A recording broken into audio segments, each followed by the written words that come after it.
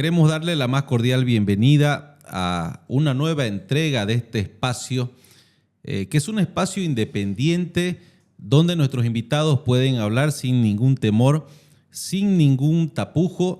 Es un espacio que no tiene una línea editorial marcada y por lo tanto podemos ejercer ampliamente el derecho a la libertad de expresión. Hoy me siento honrado porque tenemos la visita de nuestro rector, el licenciado Vicente Cuéllar, como ex alumno de nuestra Casa Superior de Estudios. Me siento honrado con su presencia y por supuesto con él vamos a hablar de diferentes temas, especialmente el tema político. Bienvenido, licenciado. Un gusto tenerlo. Gracias, Racid. Muy contento de poder conversar con usted. La verdad es que hay una coyuntura muy difícil en el país, en el ámbito político, económico y social. Hay mucho de qué hablar. Bien, para iniciar, coméntenos, licenciado, ¿cómo es que usted decide incursionar en el tema político? ¿De dónde nace esa inquietud? ¿O usted siempre tenía el ímpetu, las ganas de hacer política? ¿O debido a las circunstancias en las que estamos, usted decide dar un paso adelante y decir aquí hay nuevas alternativas? Porque mucho se ha hablado de que en Santa Cruz no hay liderazgo, ¿no? Sin embargo, usted es una nueva propuesta. Mire, yo creo que la política uno lo lleva en la sangre, ¿no? En realidad al político no se lo hace. Yo tuve mis primeros pasos desde que yo estudiaba en el colegio, fui presidente de mi promoción, después ingresé a la carrera de Economía, fui ejecutivo de la carrera de Economía 2 veces, después también ejecutivo de la Federación Universitaria Local, cuando de repente la coyuntura política en el país era distinta. Hoy vivimos otro momento con nuevos liderazgos. Antes, para incursionar en la política, mínimamente uno tenía que aprender algo de la Constitución, tenía que haber leído de repente el materialismo histórico de Engels, el socialismo utópico de Hegel, eran lecturas casi obligadas. Pero así, pensar en que en algún momento de mi vida podía incursionar en la política, pero ya a lo grande, era un sueño, pero a veces los sueños se hacen realidad. Mi sueño cuando entré de docente a la universidad era ser autoridad. Fui vicedecano, decano de la Facultad de Ciencias Económicas. Hoy Dios me ha bendecido al darme la oportunidad de ser rector de esta universidad. Y bueno, la circunstancia, la coyuntura, el momento se dio y aquí estamos. Y yo casi que comparto con usted, ¿no? Siempre Santa Cruz se lo ha visto como una región con un enorme potencial en lo económico, en lo productivo, pero de repente con una clase política que no ha estado a la altura de ese enorme potencial que tiene Santa Cruz. Creo hoy que Santa Cruz tiene algunos referentes, aspiramos a ser un referente que le dé confianza a la ciudadanía, y es por eso que hemos decidido incursionar en la política. Bien, en la apuesta que usted hace a incursionar a la política nacional, porque usted es candidato o un posible candidato a presidente, ¿cuál es la propuesta que usted tiene para el pueblo boliviano que permita apreciar de que usted es una nueva propuesta y no más de lo tradicional que hemos estado viendo hasta ahora? Claro, queda claro que estos 18 años de gobierno del MAS se ha destruido la economía, se ha destruido el país. Entonces, si nosotros queremos salir de este mal momento económico, este mal momento dentro del quehacer económico o productivo, tiene que ser con nuevos actores. Y obviamente estos nuevos actores tienen que hacer cosas diferentes para no caer en lo mismo. Nosotros desde un principio dijimos, antes de hablar de candidatura tenemos que construir una visión país, tenemos que construir una propuesta que enamore a Santa Cruz, que enamore a los bolivianos, donde cada uno de los actores y ciudadanos que viven a lo largo y ancho del país se sientan representados con una propuesta totalmente integradora. En ese sentido, nosotros el 21 de noviembre del año pasado, cuando hicimos conocer al pueblo boliviano que nacía una nueva propuesta política y que íbamos a trabajar para recoger las aspiraciones de los ciudadanos, dijimos, tenemos 5 pilares fundamentales sobre los cuales debemos trabajar en nuestra propuesta. El primer pilar fundamental era trabajar por una justicia independiente. Para eso hay que cambiar la ley, tiene que haber independencia de poderes.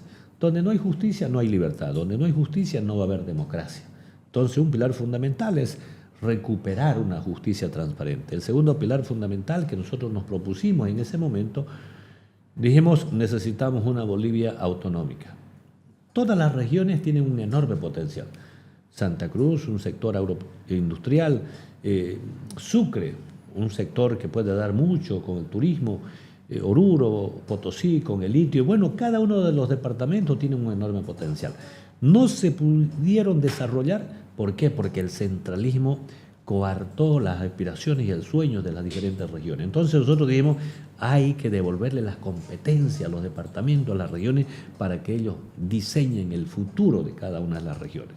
El tercer pilar fundamental, dijimos, dado que el 80% de los bolivianos viven en la informalidad, el 20% solamente tiene un trabajo seguro, entonces es el momento de generar condiciones para los emprendedores.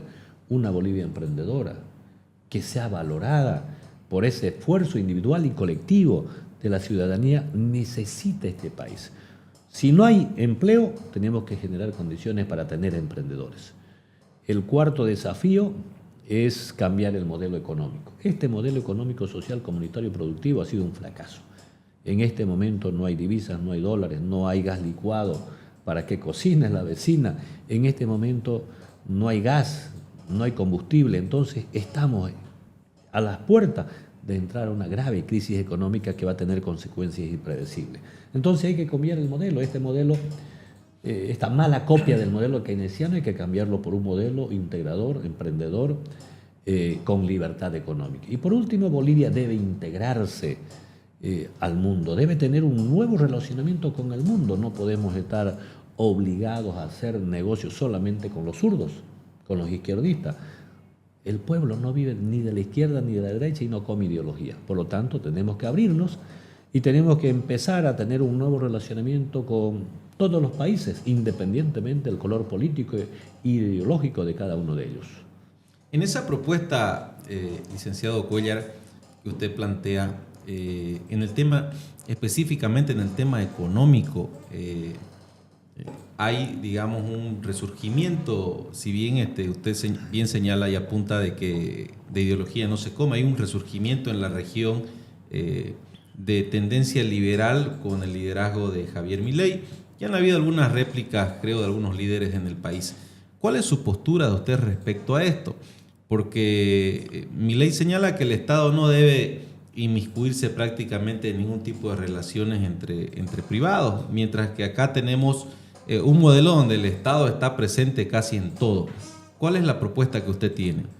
Mire, nosotros tenemos que ser conscientes que la idiosincrasia, la forma de vivir, las costumbres, no se exportan ni se importan.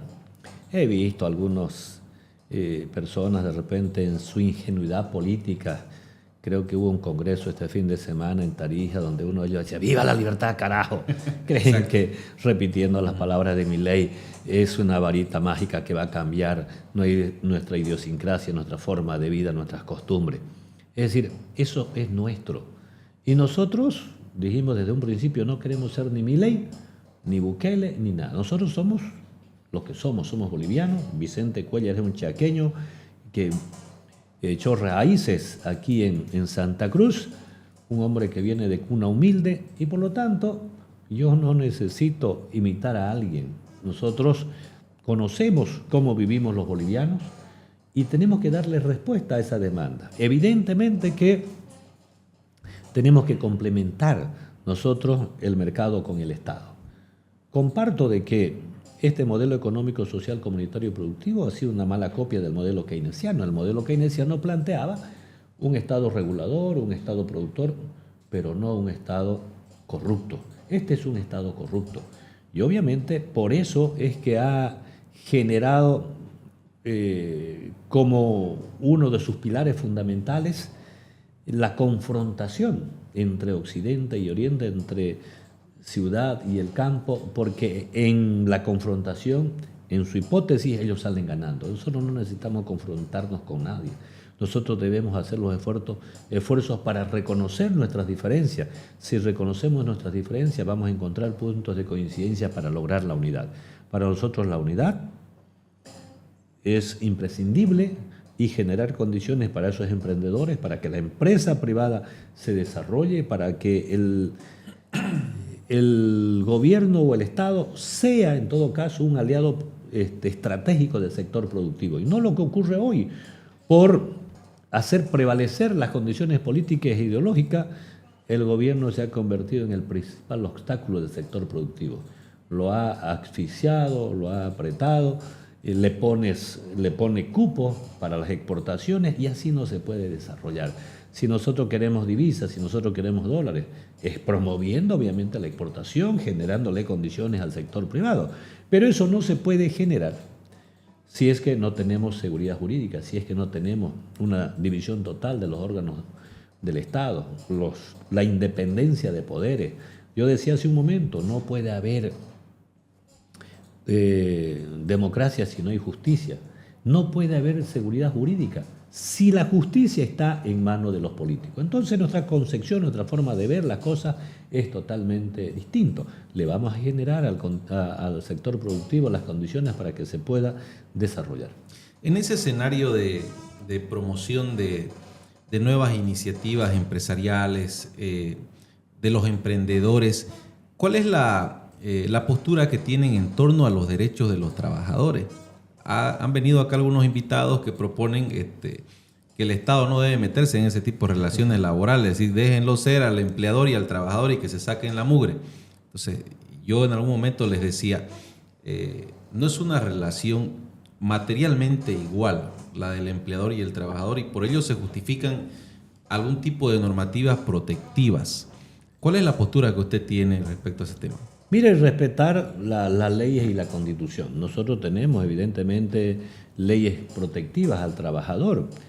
Lo que pasa es que no hemos tenido las condiciones, inclusive como Estado, de generar las condiciones para que ese trabajador que dice estos izquierdistas defenderlo, generar las condiciones para tener una jubilación digna. En este momento, la jubilación de los trabajadores, a los cuales se apegan cuando hay elecciones los gobiernos de turno, no tienen las condiciones para poder jubilarse. ¿Por qué? Porque el Estado no aporta un solo centavo para la jubilación, el Estado no aporta ni un centavo para la jubilación solidaria, y obviamente que en esas condiciones el trabajador está en una desventaja. Nosotros tenemos que buscar siempre el equilibrio. No pretendemos meterle la mano al trabajador ni al empresario. Cada uno tiene que cumplir con la ley, con la Constitución. Y como decía hace un momento, en un país donde no hay condiciones para los empleados, tenemos que darles condiciones para que sean empresarios, ¿no? Nosotros no vamos a estar mejor buscando la igualdad hacia abajo. No vamos a mejorar nuestras condiciones de vida siendo más pobres. Vamos a mejorar nuestras condiciones de vida siendo más ricos, teniendo más posibilidades, teniendo más ingresos, teniendo un sector productivo fuerte, un sector empresarial fuerte. El Estado, en todo caso, debe ser, yo decía hace un momento, un aliado estratégico que tenga una política clara para aperturar el mercado, para que ese sector productivo pueda fortalecerse como un instrumento claro de exportación y obtener divisas, para que esa clase trabajadora también mejore sus condiciones de vida.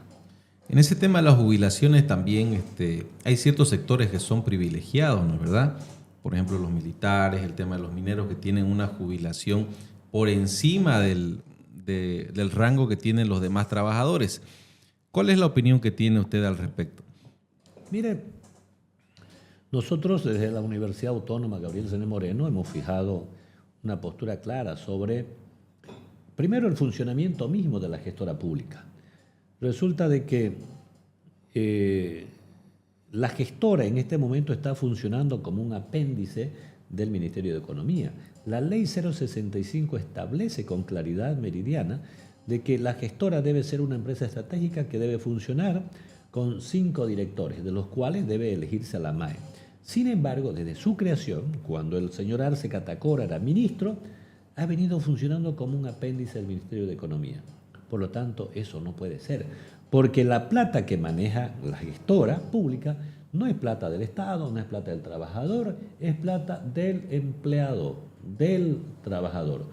Por lo tanto, no es ni del gobierno ni del Estado, es del trabajador. 26.000 millones de dólares en este momento está manejando la gestora pública. Entonces, hay que cambiar la ley de jubilación. No podemos tener una jubilación de muerte. Queremos una jubilación digna, justa, para todas esas personas que han aportado desde el lugar donde tuvieron que desarrollar sus actividades al desarrollo de este país. Entonces, creo que hay que mejorar la ley, hay que mejorar la jubilación y darle seguridad a todos aquellos trabajadores que cuando deseen jubilarse lo pueden hacer. En realidad es un derecho del trabajador, no una obligación como se pretende ahora plantear en ese proyecto que está ahora precisamente en debate, que ha sido resistido por sectores como por ejemplo la universidad que ha encabezado, digamos, esa lucha. Bien, usted señalaba al iniciar que este modelo económico prácticamente nos está dejando sumidos en una crisis, ¿no? Usted en su condición de aspirante a la presidencia, si usted llegara a ser presidente el año 2025, tenemos problemas puntuales en la economía. ¿Se anima a decirnos 3 o 5 medidas que usted asumiría de manera inmediata para solucionar el problema que tenemos en este momento con los dólares, el problema de liquidez que tiene el Estado? Mire, en primer lugar, hay que tener toda la información que oculta el gobierno de turno, ¿no? El MAS maneja la información como si estuviera en peligro la seguridad del Estado, es decir, no proporciona información. Lo que sabemos es lo que se difunde por los medios de comunicación, datos maquillados, que al final de cuentas uno no sabe, al final de cuentas, si esos datos son ciertos o no son ciertos. Hasta ahora, pese a que todos nos damos cuenta de que estamos en crisis, el gobierno sigue negando la crisis. En primer lugar, nosotros como gobierno tenemos que ser aliados estratégicos del sector productivo. Si el gas se hizo gas, si no hay combustible, en este momento, ¿qué nos queda? Ser aliados estratégicos con el sector productivo y plantear una economía abierta. Yo en algún momento, de repente, para graficar, le decía, queremos una economía de cielos abiertos. Significaba una economía con mayor libertad económica. ¿De dónde vamos a traer dólares? Si es que no tenemos un sector productivo fuerte, un sector empresarial fuerte. No tenemos gas para seguir vendiendo y por lo tanto el Estado en este momento no tiene las condiciones para tener dólares y para tener ingresos. Primera medida, obviamente que hay que sentarse con el sector empresarial para trabajar de manera conjunta. En segundo lugar, hay que cambiar la ley de hidrocarburos. En estas condiciones no se puede atraer inversión extranjera para que puedan incursionar en el sector hidrocarburos cuando tenemos una ley que no genera condiciones. Y no solamente que no genera condiciones, no hay seguridad jurídica para la inversión nacional y extranjera. Entonces, lo que la gente quiere en este momento es certidumbre. A ver, en economía nosotros utilizamos una palabra que es muy importante y clave. Cuando los agentes económicos han perdido la confianza en las políticas promulgadas por un gobierno, así mañana este gobierno lance las mejores alternativas, los agentes económicos no reaccionan. ¿Cuándo reaccionan los agentes económicos? Cuando hablamos de los agentes económicos estamos hablando del individuo, del sector productivo. Cuando hay personas que le generan confianza, cuando ellos ven que hay seguridad jurídica, cuando ellos ven que hay independencia por él. Entonces, hay que darle un mensaje claro a la población boliviana de que obviamente el cambio se va a dar en todos los sectores, en el sector ejecutivo, judicial, legislativo, y vamos a apoyar al empresariado privado para que se puedan desarrollar. Bien, hay tres temas que están en debate, licenciado. Por ejemplo, el tema de la subvención de los hidrocarburos. En segundo lugar, empresas estatales. Y en tercer lugar, el tema de los subsidios que hay, los diferentes bonos que ha creado el actual partido de gobierno. ¿Cuál es su opinión respecto a estos tres temas? A ver, el modelo en realidad fue concebido bajo la hipótesis de la explotación de los recursos naturales. Este gobierno decía, nosotros tenemos sectores que van a ser generadores de excedente. Y ahí estaba el hidrocarburo, sector minero, electricidad y recursos naturales.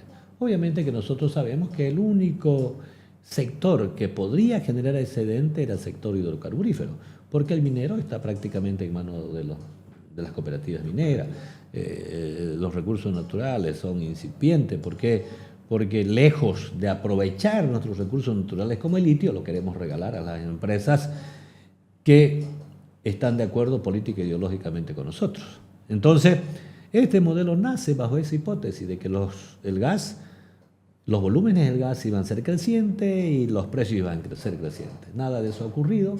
El gas se hizo gas y la economía obviamente empezó en caída, y en este momento de tener casi 16.000 millones de dólares de reservas internacionales netas, tenemos alrededor de 137 millones, es decir, casi insignificante.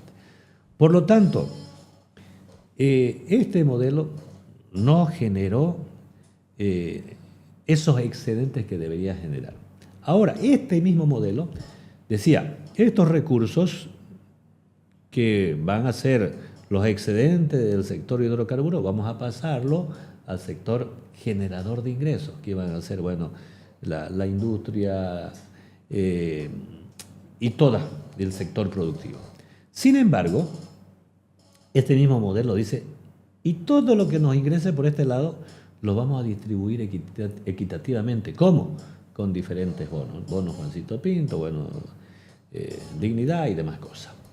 Ahora, es bueno también precisar, esos bonos solamente representan el 3% del presupuesto del Tesoro General del Estado. Es decir, es insignificante. Es decir, hablar en este momento de memoria, decir, vamos a eliminar esos bonos, por favor, eso lo dice una persona que no ha leído y que no sabe de economía. A lo Milei, ¿no? 3% del presupuesto general del Estado es insignificante. Lamentablemente, este gobierno despilfarró todos los ingresos que tuvimos por la venta del gas. Casi 60.000 millones de dólares durante todo este tiempo que fueron despilfarrados. Fíjense, no hay medicina, no hay ítem en los hospitales, pero destinaron 50 millones para hacerle un museo al señor Evo Morales. Y no me va a decir que el actual presidente no conocía porque él era ministro de Economía. Han destinado otro tanto para construir un espacio, un ambiente, para reunirse todos los izquierdistas aquí en Bolivia. Ahora, fíjense, hemos llegado a un momento en que también los hechos emblemáticos de corrupción, como el caso Fondo Indígena, el caso Zapata, Barcazas China, son millones y millones y millones que ha perdido el Estado. Entonces, en estas condiciones obviamente no se puede seguir. Este modelo hay que cambiarlo, porque no ha dado respuesta a la demanda de la población, ¿no?, boliviana. El tema de la subvención de los carburantes. El tema de la subvención, mire, en este momento el déficit fiscal alcanza 7,8. Más o menos eso, para quienes nos escuchan, nos ven, significa 3.500 millones de dólares. Es decir, ¿qué es el déficit fiscal? El déficit fiscal es cuando nuestros gastos están por arriba de nuestros ingresos. Entonces, si yo quiero buscar un equilibrio, necesito tener ahí una cacha con 3.500 millones de dólares para que mis ingresos sean exactamente igual a mis ingresos. ¿Cuánto significa En este momento, la subvención de carburantes para nuestro país, el 45% de esos 3.500 millones.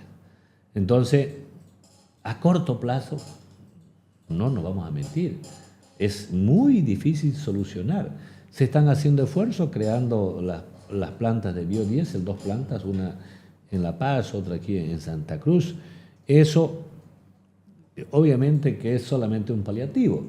Eso no va a solucionar el problema de fondo, que es el tema de la subvención. Hay que buscar un gran encuentro nacional entre todos los sectores y buscar la mejor manera de salir, pero eso tiene que ser en consenso, porque en este momento, decir también, como dicen algunos que gritan, la libertad avanza, vamos a cortar todos los subsidios, imagínense, si no hay trabajo, se van a encarecer los productos, se va a encarecer el transporte, entonces obviamente quien va a sufrir al final de cuentas van a ser todos los bolivianos, pero obviamente se necesita políticas serias, creativas, que generen consenso para solucionar este momento. En el corto plazo hay que tomar medidas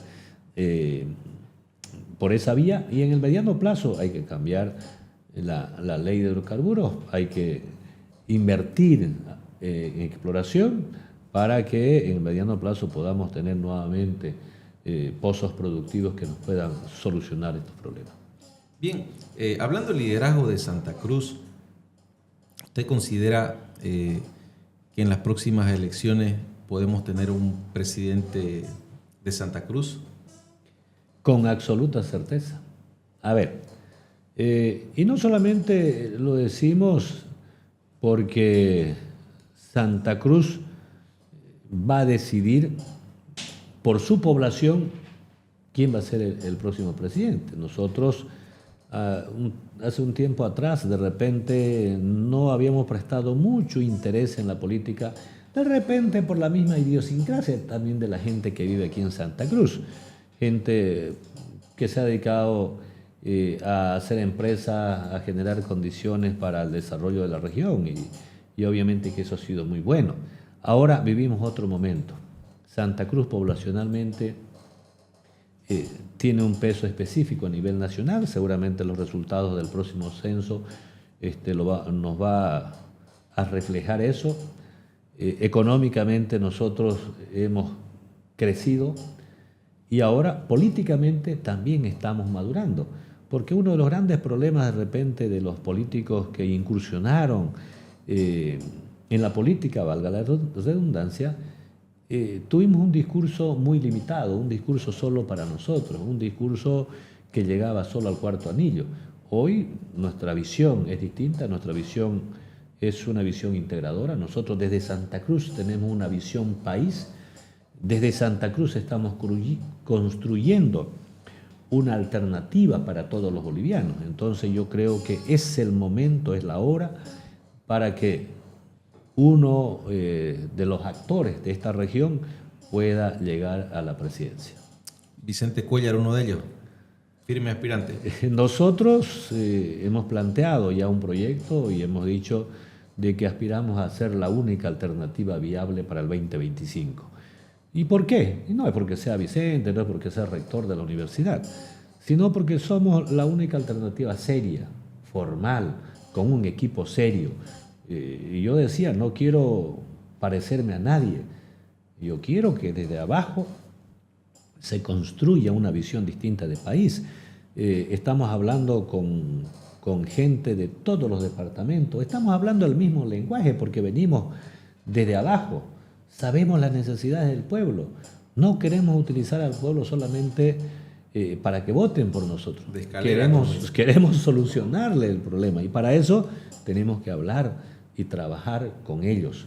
Entonces, esa es de repente la fortaleza que nosotros tenemos en este movimiento ciudadano para el cambio, denominado Cambio 25.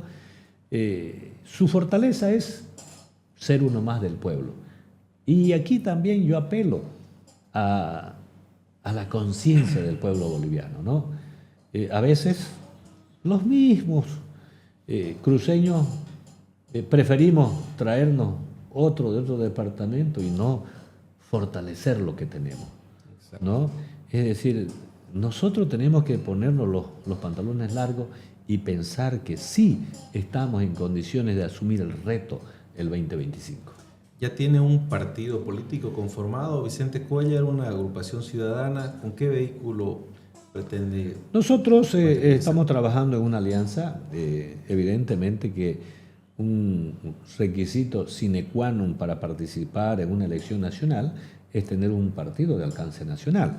Hay varios que están habilitados, nosotros venimos conversando, todavía por respeto no podemos decir con quién vamos a hacer alianza, pero nuestra participación está garantizada, ¿no? Con un partido de alcance nacional que más allá de hacer una alianza, nosotros queremos tener coincidencias programáticas y en eso estamos trabajando. El día sábado, este sábado 8, vamos a tener un encuentro nacional en la ciudad de La Paz. Hemos invitado a todos los precandidatos y algunos líderes de la sociedad civil. Vamos a tener un gran encuentro nacional. Ya nos ha garantizado la presencia algunos precandidatos. Esperemos que estemos todos, porque más allá de nuestras diferencias políticas tenemos que sentarnos en una mesa, tener una postura racional y decir, bueno, ¿qué vamos a hacer entre todos para reconstruir este país? ¿Cómo podemos aportar para reconstruir este país? Es cierto que no todos pueden ser presidentes, porque presidente hay uno solo, pero sí, para que haya unidad también tiene que haber entre nosotros confianza, pero también debe haber una especie de desprendimiento, ¿no? La unidad se logra también con desprendimiento y cada uno tiene que reconocer a quién le corresponde ese espacio para el 2025. El problema es que nadie quiere tener el desprendimiento. Sí, es verdad. Es verdad. No, mire, y eso ocurre siempre, ¿no? Hay personas que tienen 2%, exacto, 1%, pero igual dice, quiero participar, ¿no?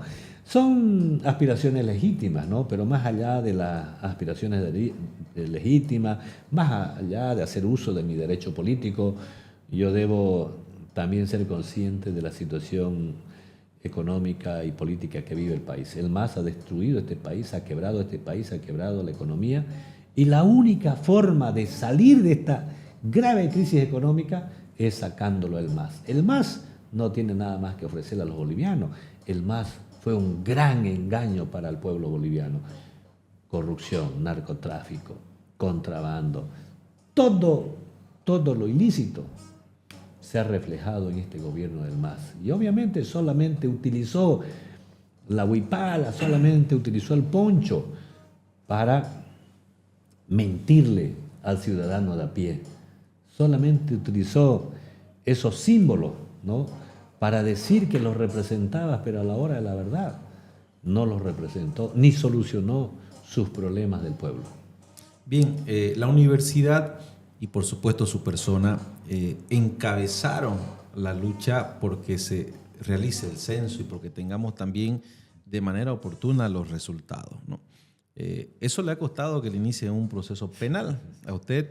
Algunos dicen también que eso le ha costado el presidio o la aprehensión del gobernador.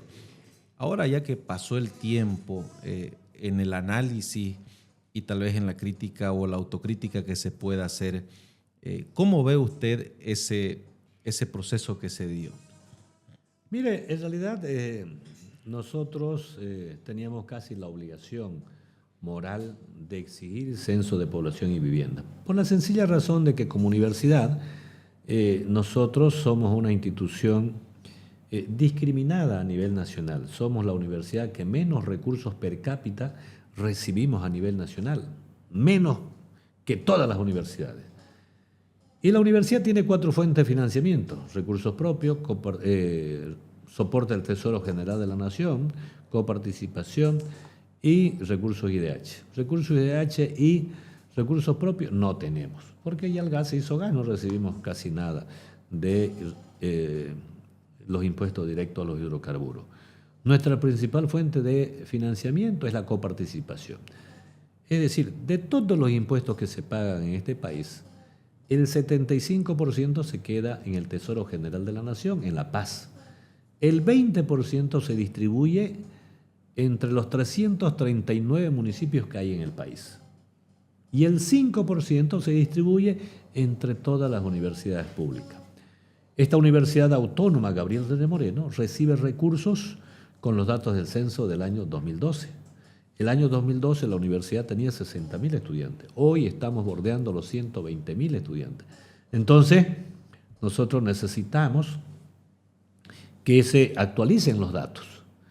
Pero más allá de una nueva redistribución económica que va a significar el censo, una nueva redistribución parlamentaria que va a significar el censo de población y vivienda, el censo es una herramienta poderosa de planificación del desarrollo. Entonces, con esos datos que nos va a arrojar el censo, nosotros vamos a poder definir políticas a nivel municipal, a nivel departamental, a nivel nacional. Entonces, por eso exigimos censo. Pero obviamente que nunca pensamos entrar a un paro de 36 días solamente para que se cumpla la ley, para que se cumpla la Constitución. El gobierno sabía perfectamente que los censos de población y vivienda deben llevarse a cabo cada 10 años, cada año concluido en cero, es decir, debería llevarse el 2010, el 2020 y el próximo debería ser el 2030. Sin embargo, fíjense que nos hemos venido rezagando. Este censo que debería llevarse a cabo el 2020 se ha llevado adelante pues el 2024. Entonces, han sido momentos difíciles, yo tengo juicios, es más, he sido denunciado hasta por terrorista, dice que pedir censo es un acto de terrorismo, se me ha sindicado de que hemos atentado contra la vida del presidente, los dignatarios de Estado por pedir censo. Entonces, lamentablemente en un país donde no hay justicia, donde los jueces, los administradores de justicia han sido cooptados por el Poder Ejecutivo, obviamente que el gobierno lo utiliza como un instrumento de persecución política. Estamos ahí. Pero además lo procesan en La Paz, no lo procesan claro, aquí, donde y esa es la barbaridad. ¿Por qué? Porque el señor Evo Morales, el 2009 creo que fue, sacó un decreto supremo, el 138, y con ese decreto dice que todos los ciudadanos denunciados por terrorismo deben ser procesados en La Paz, cuando la ley y la Constitución habla del juez natural. Dice exacto, que una persona que es denunciada por un supuesto delito debe ser investigado, procesado en el lugar donde vive, en el lugar donde trabaja.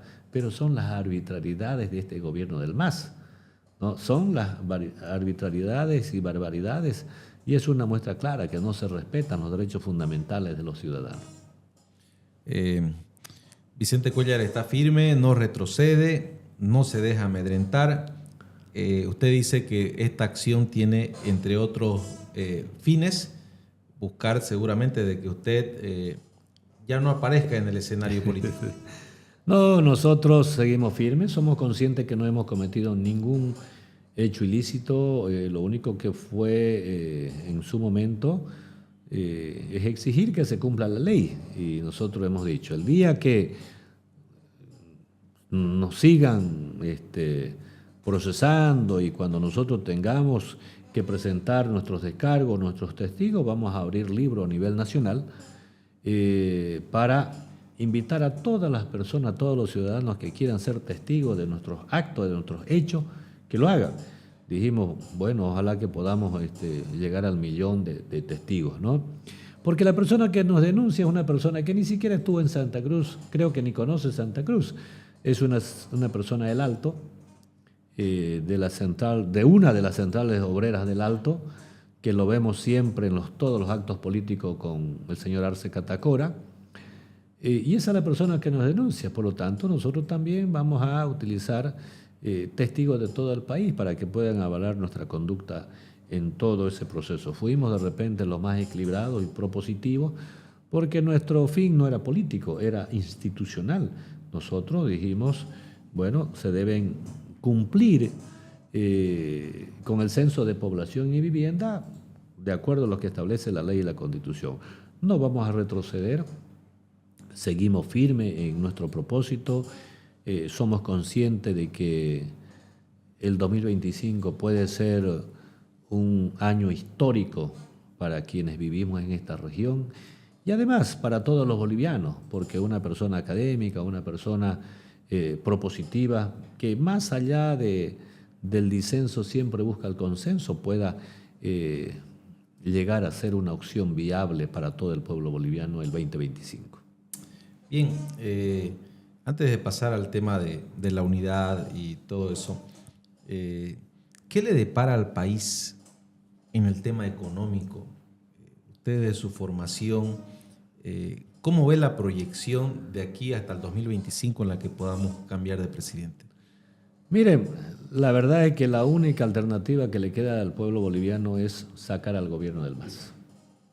El MAS, si sigue después del 2025, va a convertir a este país en una Nicaragua, en una Cuba, en una Venezuela.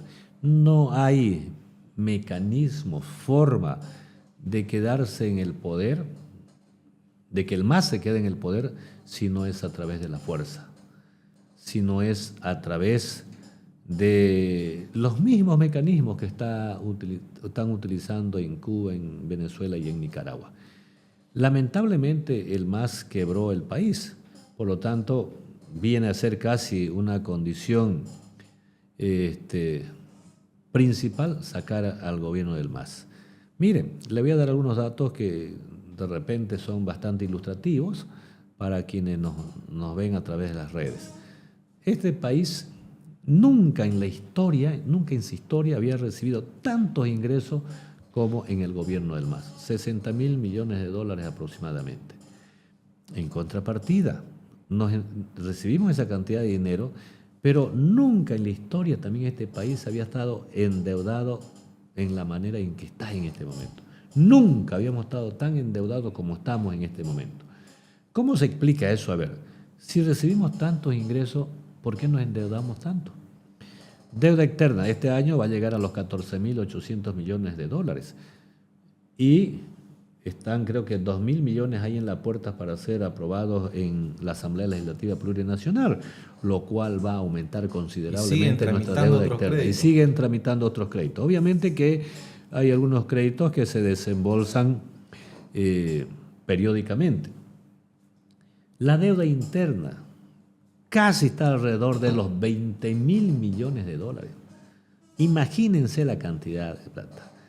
Usted me decía hace un momento, ¿y qué va a pasar con las empresas quebradas?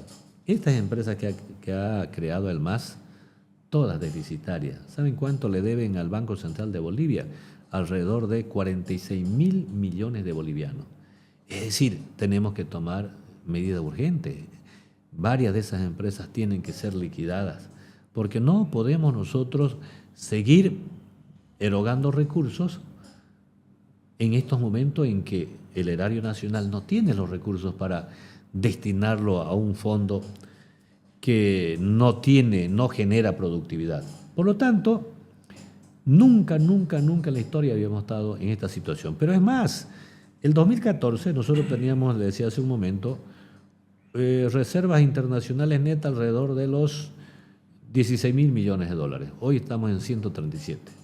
Para pagar nuestra deuda externa el año pasado, que inicialmente alcanzaba a 1.313 millones, era la cuota de nuestra deuda, al final pagamos alrededor de 1.487 millones. Imagínense el año pasado. Y para cubrir esa cuota, tuvimos que vender 18 toneladas de oro, por los cuales Bolivia obtuvo 1.100 millones de dólares. Este año la cuota va a alcanzar casi a los 1.800 millones. Ya no van a ser los 1.313 millones. Y por ahí, si hay un escenario en el ámbito internacional y las tasas de interés suben, vamos a estar alrededor de los 2.000 millones de dólares en solamente una cuota de nuestra deuda. ¿De dónde vamos a sacar plata si en este momento no tenemos divisa? ¿De dónde vamos a sacar los dólares para cubrir esa deuda externa? Entonces, realmente todavía no estamos sintiendo en su verdadera dimensión lo que se nos viene. Ya el tomate, la papa y todos los artículos de primera necesidad han subido considerablemente. Pero esos agentes económicos que le decía hace un momento, los empresarios, el pueblo, todavía vive de expectativa.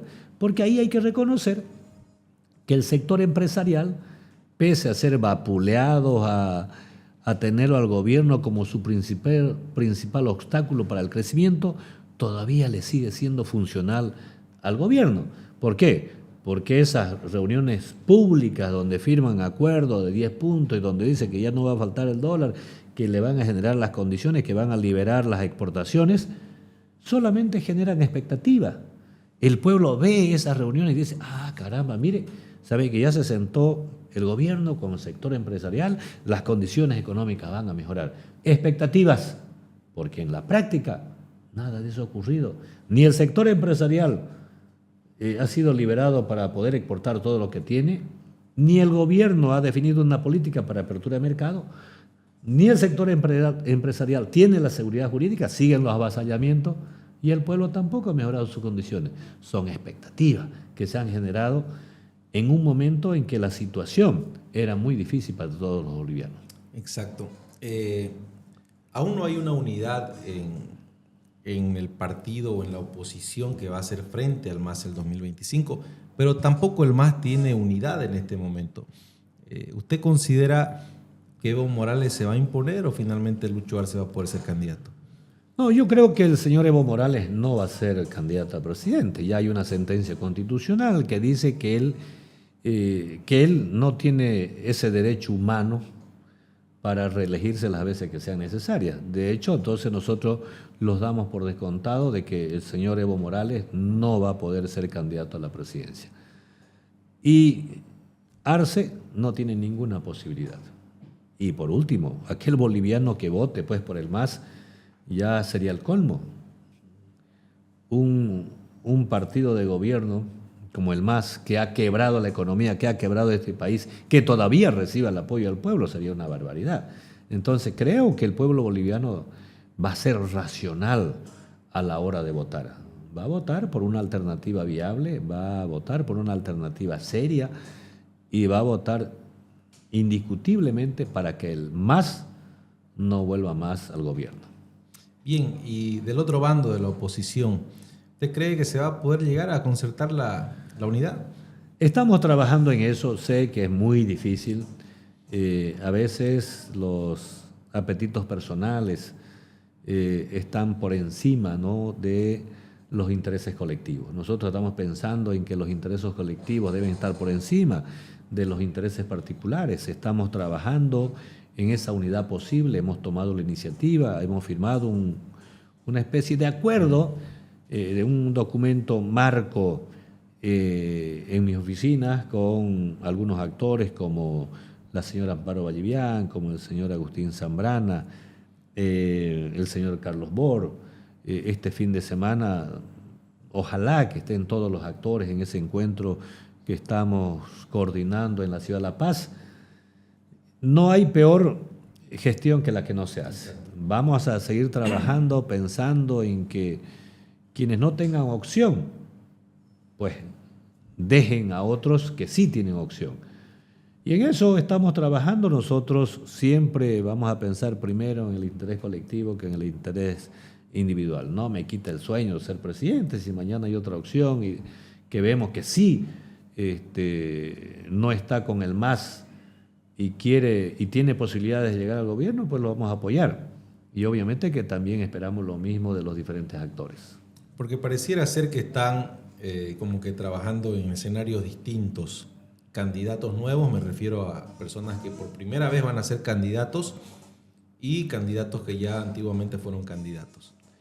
Sí, yo creo que hay, y esto lo repito constantemente, hay 3 bloques, ¿no?, marcados en este momento.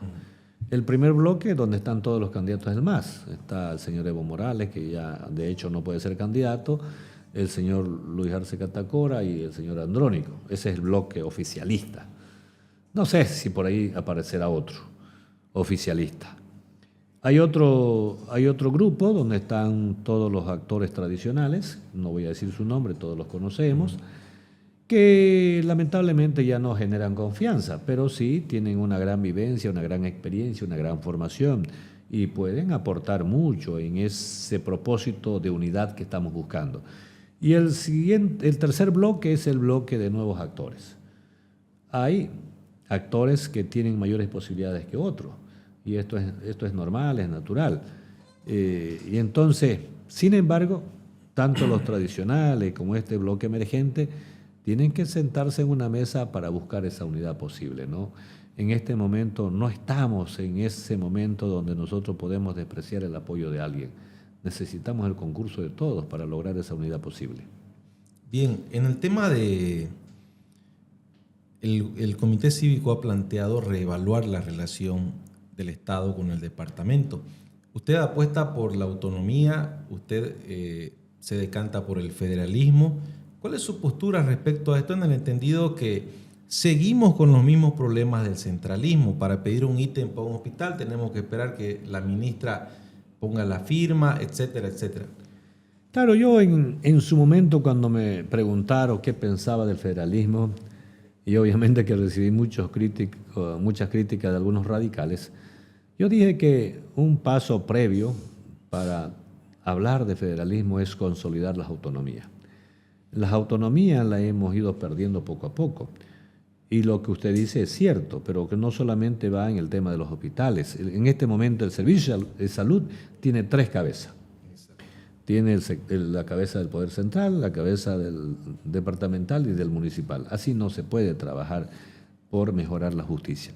Pero inclusive un hecho que muy patético, cuando nosotros nos pronunciamos defendiendo los acuíferos en Santa Cruz, sale una sentencia constitucional donde nos dicen de que nosotros no tenemos las competencias para definir sobre los recursos naturales y para definir sobre áreas protegidas, que debe salir una ley especial. Es más, el Tribunal Constitucional Plurinacional le dio, creo que fueron 60 o 90 días de plazo a la Asamblea Legislativa Plurinacional para que emita una ley. Hemos llegado a esos colmos. Entonces, por eso es que nosotros, dentro de nuestros pilares fundamentales de la propuesta de Cambio 25, es, primero, consolidar una Bolivia autonómica. Debemos nuevamente devolverle las competencias a todas las regiones y a todos los departamentos. Es una barbaridad que en temas muy chicos tengamos que acudir a la ciudad de La Paz.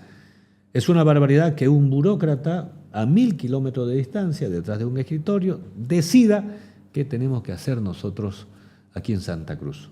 Por lo tanto, dijimos, si hay que hablar de federalismo, primero hay que consolidar las autonomías. Mucha gente habla de memoria y dice el federalismo va a ser la solución a los problemas. A ver, el federalismo es una nueva forma de organizar el Estado.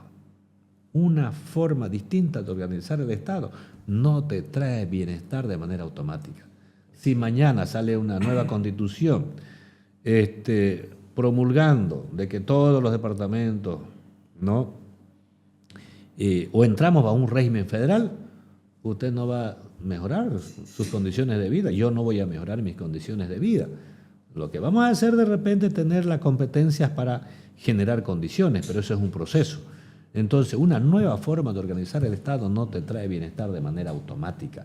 El bienestar y el progreso no se la consigue con una ley o con un decreto supremo, ¿no? Entonces, mucha gente en ese momento se molestó cuando mencionamos eso. Yo creo que el Comité Cívico ha trabajado siempre tratando de convertirse en ese ente orientador de la sociedad. Y la universidad también ha recuperado el protagonismo en ese sentido.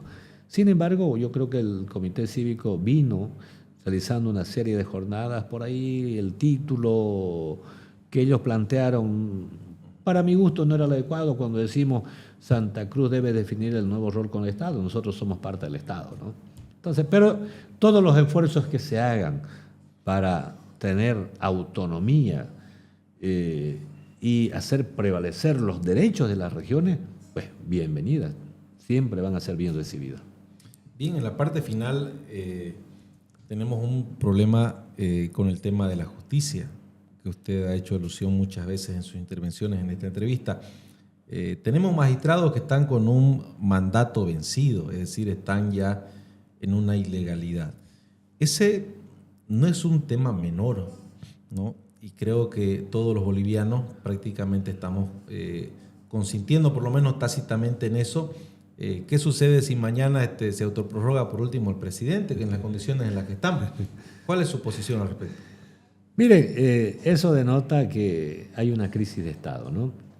Nosotros dijimos en algún momento, el Ejecutivo ha tenido la capacidad de cooptar al Poder Judicial, inclusive la capacidad de cooptar a la Asamblea Legislativa Plurinacional, que son 3 órganos de poder totalmente independiente. El Poder Judicial es un órgano independiente, el Poder Legislativo debería ser totalmente independiente, porque el órgano legislativo es un órgano deliberador y fiscalizador. Y el Ejecutivo, obviamente, que ejecuta lo que se determina en la Asamblea Legislativa Plurinacional. Pero el Ejecutivo ha tenido la capacidad de cooptar todos los poderes del Estado. Yo soy muy crítico en cuanto al rol que han jugado la Asamblea Legislativa Plurinacional. ¿Por qué? Todos los miembros de la Asamblea Legislativa Plurinacional, todos los diputados y senadores de todas las líneas políticas, sabían perfectamente que la Constitución Política del Estado establecía que el mandato de los actuales magistrados fenecía el 31 de diciembre del año 2023. Por lo tanto, digo yo, hoy están luchando, están buscando la forma de ponerse de acuerdo para llevar adelante un proceso eleccionario para elegir a los nuevos magistrados. La pregunta es, ¿y por qué no lo hicieron el año pasado? A mí me da la impresión de que querían cuotearse el órgano judicial entre el oficialismo y la oposición. Y como al final de cuentas el oficialismo, el masismo los engañó, los hizo caer en la ingenuidad política, obviamente permitieron que estos magistrados se autoprorroguen. Porque si la oposición, obviamente, el año pasado hubiese trabajado para que hayan elecciones y el 31 de diciembre tengamos otros magistrados, con seguridad que lo hacían, lo podían lograr. Ahora, lo único que están haciendo el Ejecutivo y el Legislativo es tratar de legalizar lo que ya es ilegal, lo que está fuera de la Constitución Política del Estado. Ninguna persona en este país puede estar fuera de lo que establece y lo que manda la Constitución Política del Estado. Estas elecciones, sí, van a nombrar de repente, si hay elecciones, yo he dicho que es muy difícil que haya elecciones, porque el Ejecutivo se siente contento con los actuales administradores de justicia. Pero si hubiera elecciones, igual está al margen de la Constitución, porque la Constitución decía que el mandato fenecía el 31 de diciembre del año 2023. Por lo tanto, usted muy bien lo dice, todos los actos de los actuales magistrados deberían ser nulos de pleno derecho. Pero son estos actuales magistrados los que nos están procesando a la oposición. Son los actuales administradores de justicia que están persiguiendo a quienes pensamos diferente. Entonces, cuando no hay justicia, yo le decía, está en riesgo la libertad de expresión, está en riesgo la democracia, está en riesgo su patrimonio, está en riesgo su libertad. Y eso es lo que está en riesgo en este momento. Pero el pueblo todavía le cuesta asimilar la magnitud de este problema, porque obviamente el problema principal del pueblo boliviano es el tema económico. Exacto. Porque si no tenemos que comer en este momento, es muy difícil que estemos pensando en elecciones judiciales. Bien, ha sido un gusto tenerlo, señor rector Vicente Cuéllar. En la parte final le voy a dejar el micrófono para que usted pueda dirigirse al pueblo boliviano, pueda hablar con él y pueda darle un mensaje. Muchas gracias. Bueno, primero agradecerles por esta oportunidad que me da. Los medios de comunicación juegan un papel fundamental en momentos en que está en riesgo las libertades y la democracia, ¿no? Los medios de comunicación amplifican lo bueno y lo malo que ocurre en esta sociedad. Sin lugar a dudas que nosotros como Cambio 25 aspiramos a ser la única alternativa viable para el 2025. Van a haber otras alternativas, sin lugar a duda, pero una alternativa seria, propositiva, con una visión clara de país. Creo que en este momento solo Cambio 25 ha trabajado para que eso ocurra. Tenemos distintos conversatorios, estamos permanentemente conversando con los diferentes sectores y ojalá que en este propósito de la unidad posible participen todos los actores políticos, pero también vamos a crear las condiciones y el escenario para que líderes de la sociedad civil, de los diferentes sectores, de los gremialistas, de los transportistas, de los profesionales, del periodismo, todos participen. Bolivia en este momento necesita estar unida para trabajar y reconstruir este país. Entonces yo muy agradecido por esta oportunidad y siempre estamos a la orden. Muchas gracias.